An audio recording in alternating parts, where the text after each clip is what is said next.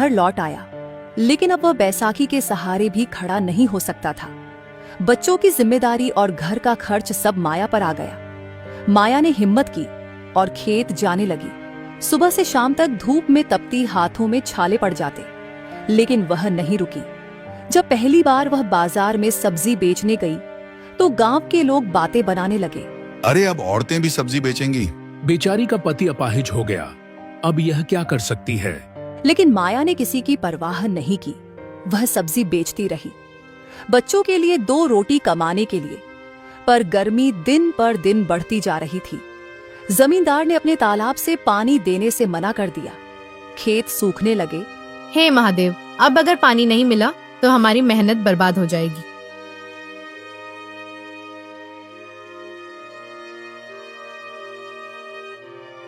माया ने आखिरी उम्मीद के साथ गांव के जमींदार के पास जाने का फैसला किया।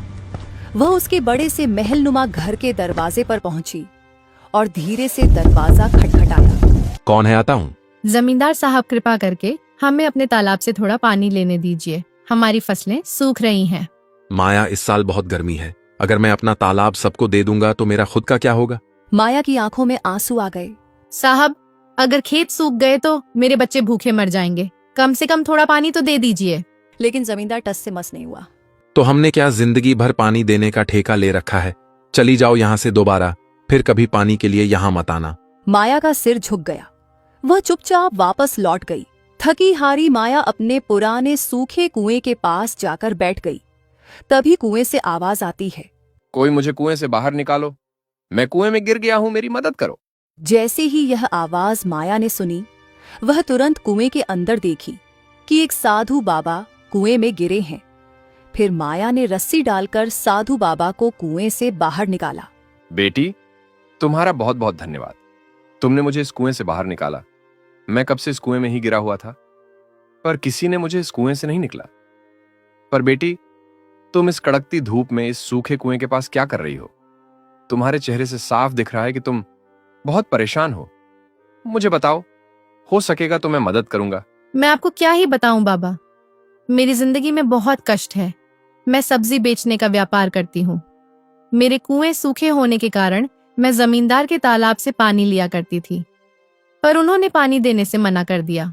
माया ने साधु बाबा को सारी कहानी बता दी। फिर साधु बाबा बोले, बेटी, इस कुएं को खोदो, मैं तुम्हें आशीर्वाद देता हूं कि तुम्हें तुम्हारी मेहनत का फल जरूर मिलेगा। माया को आशीर्वाद देकर साधु बाबा वहां से गायब हो जाते हैं। फिर माया घर जाकर सारी बात विमल को बताती है। ठीक है माया, तो फिर तुम कल जाकर कुएं को खोदो। एक बार मेहनत करके देखो, मेहनत करने में क्या जाता है, शायद साधु बाबा की बात सच हो जाए। माया ने साधु बाबा की बात मानी और अगले ही दिन कुएं की खुदाई शुरू कर